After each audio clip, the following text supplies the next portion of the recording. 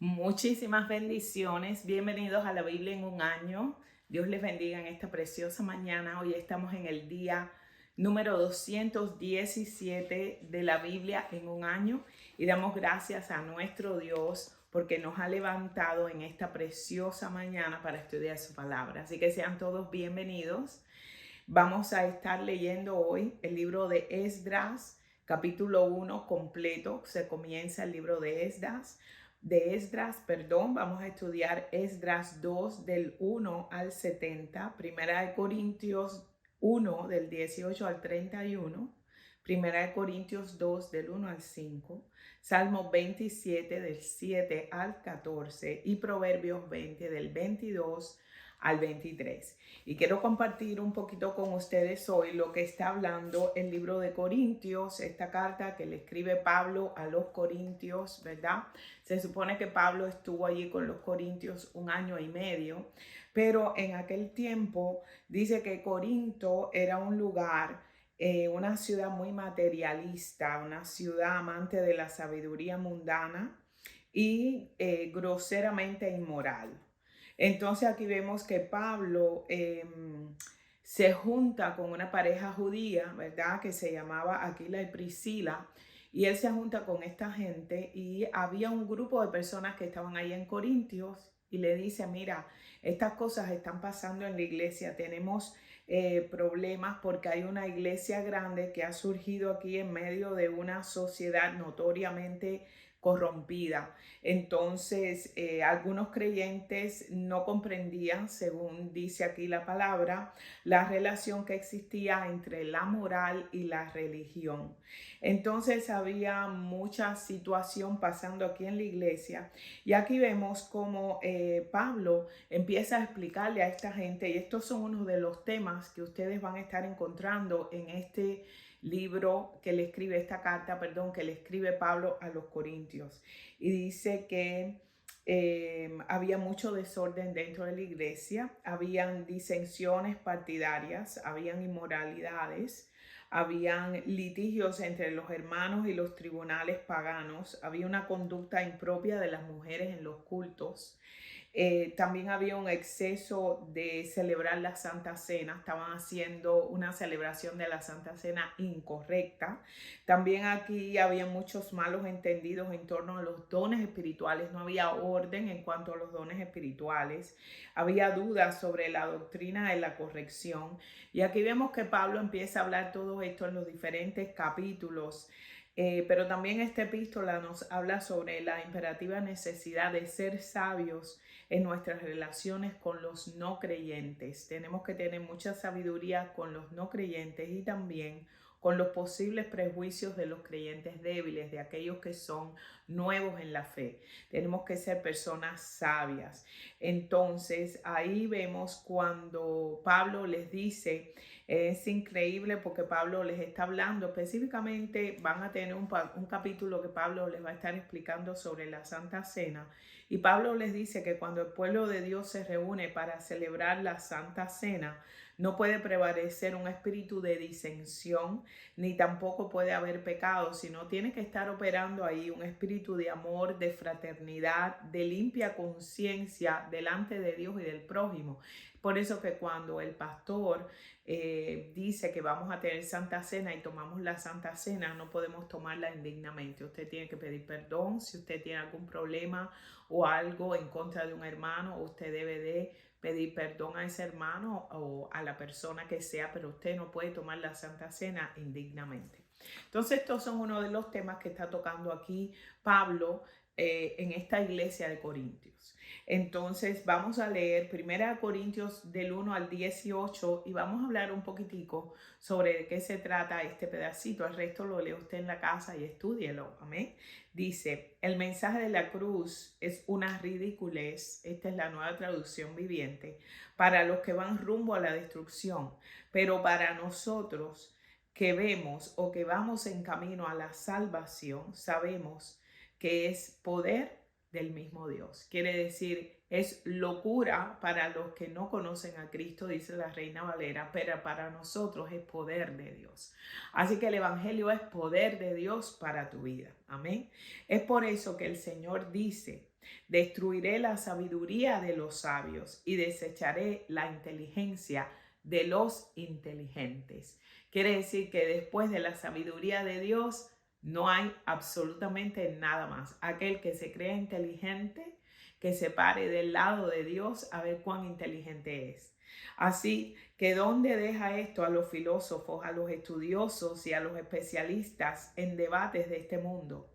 Dios ha hecho que la sabiduría de este mundo parezca una ridiculez, ya que Dios en su sabiduría se aseguró de que el mundo nunca lo conociera por medio de la sabiduría humana. Usó nuestra predicación, que para muchos es ridícula, ¿verdad? Usó nuestra predicación para salvar a los que creen. Es ridícula para los judíos que piden señales del cielo y es ridícula para los griegos que buscan la sabiduría humana. Escuchen esto, está comparando al mundo que se cree sabio a la gente que busca la sabiduría en otras cosas que no es Dios. Es increíble. Entonces, cuando predicamos que Cristo fue crucificado, los judíos se ofenden y los gentiles dicen que son puras tonterías. Esto lo estamos viviendo nosotros hoy cuando hablamos de Jesucristo. Uno dice, ay, qué ridículo tú eres si Dios ni siquiera existe. O el mundo se creó por una explosión atómica. Y entonces para las personas verdaderamente es una tontería lo que estamos hablando porque no tiene ninguna base en el mundo, ¿verdad? Sino ellos quieren comprender cómo es que no vemos el Espíritu Santo, hay que ver para creer. Dice el versículo 24, sin embargo, para lo que Dios llamó a la salvación, para ti y para mí que somos salvos, a los que hemos recibido al Señor Jesús, tanto a judíos como gentiles, a los judíos mesiánicos que creen en Jesucristo y nosotros los pueblos que hemos sido añadidos, dice, Cristo es el poder de Dios y la sabiduría de Dios. ¿Quién es la sabiduría y el poder? Jesucristo. En Él se encuentra la sabiduría de Dios y el poder de Dios. Amén. Dice, ese plan ridículo de Dios es más sabio que el más sabio de los planes humanos. Y la debilidad de Dios es más fuerte que la mayor fuerza humana. Así que en Dios tenemos la fortaleza y tenemos el poder. No hay otra cosa sino en Jesucristo. Esto es tremendo. Recuerden, amados hermanos, que pocos de ustedes eran sabios. Aquí Pablo le está diciendo quiénes eran ellos, de dónde Dios los sacó. Dios no busca sabios, ni busca filósofos, ni busca eruditos, porque esa gente creen en sí mismo y creen en ciencia, nunca creen en Dios. La mayoría de esta gente son ateas. Entonces el Señor aquí les dice, Pablo, fíjense bien quiénes eran ustedes y por qué Dios los escoge. Para que ustedes vean verdaderamente que ustedes son poderosos en Dios, que ustedes son sabios en Dios. Y le dice en el versículo 26, recuerden, amados hermanos, que pocos de ustedes eran sabios a los ojos del mundo, o poderosos o ricos, cuando Dios los llamó. En cambio, Dios eligió lo que el mundo considera ridículo para avergonzar a los que se creen sabios. Dios escogió aquellos que el mundo dice que son bobos, tontos, ridículos, ¿verdad? Para avergonzar a los que se creen sabios. Y escogió cosas que no tienen poder para avergonzar a los poderosos. Y Dios escogió lo menospreciado por el mundo, cuando el mundo no nos consideraba, lo que se considera como nada, aquello que se considera que es nada, que ni siquiera saben que existe, y lo usó para convertir en nada lo que el mundo considera importante. Quiere decir que para Dios lo que el mundo considera importante no es absolutamente nada. Pero Dios agarra aquello, lo más vil del mundo, lo más menospreciado del mundo, y ahí pone sabiduría y pone poder. Y dice, y lo usó para convertir en nada lo que el mundo considera importante. Como resultado, nadie puede jamás jactarse en presencia de Dios. Dios los ha unido a ustedes con Cristo Jesús. Quiere decir, ustedes ahora están unidos a Cristo Jesús. Dios hizo que Él fuera la sabiduría misma para nuestro beneficio.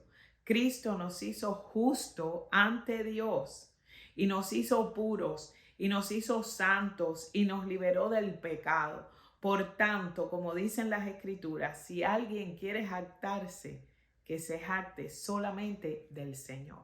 Quiere decir que el Señor vino a darte santificación, justificación, te santificó, ¿verdad? Te limpió de todo pecado, te levantó, te perdonó. El Señor vino e hizo todas esas cosas contigo, de lo más menospreciado del mundo, cuando nosotros no éramos nada, ni siquiera nadie nos miraba. El Señor puso en nosotros sabiduría, puso poder. Y no tan solo eso, sino que nos santificó, nos levantó, así como dice la palabra. Es algo impresionante todo lo que Jesucristo hizo por nosotros. Nos hizo puros, nos hizo santos, nos liberta. El Señor nos perdona. Así que si alguien quiere jactarse de estas cosas, denle siempre la gloria a Jesús, porque es por Él y para Él que nosotros estamos acá.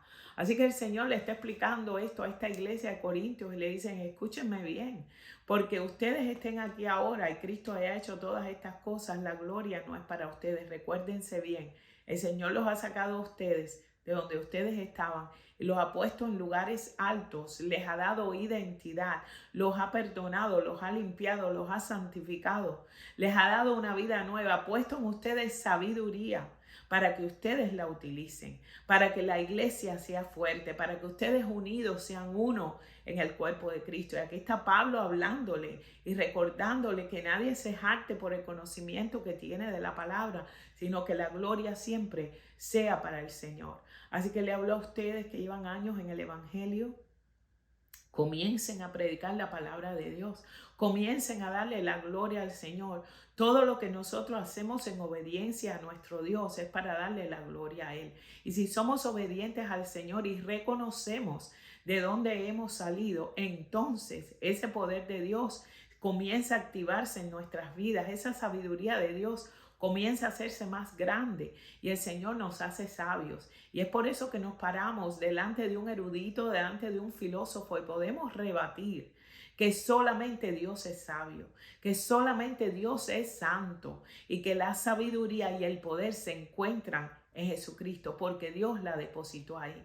Y después el Señor nos agarra a nosotros, nos redime, nos levanta, nos transforma y pone esa sabiduría y ese poder en nosotros, porque nosotros somos la sal y la luz del mundo. Así que el Señor te bendiga en este día. Utiliza ese poder y esa sabiduría para traer a aquellos que no conocen al Señor a los pies de Cristo.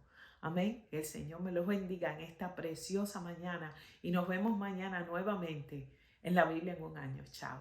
Hasta luego.